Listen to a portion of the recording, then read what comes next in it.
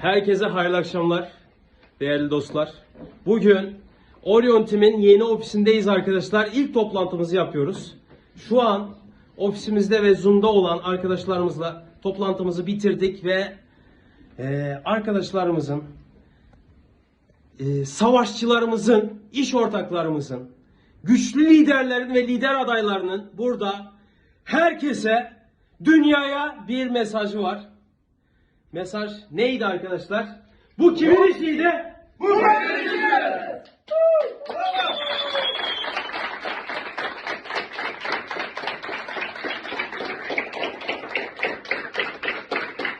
Bu kimin işi?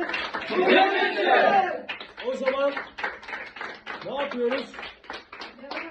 Devam ediyoruz. Bir tane slogan daha da söyleyelim, o şekilde bitirelim. İstanbul. Aynen. Aynen. Hadi hep birlikte. İstanbul! Türkiye! Türkiye! Çok sıkı durun, geliyoruz arkadaşlar.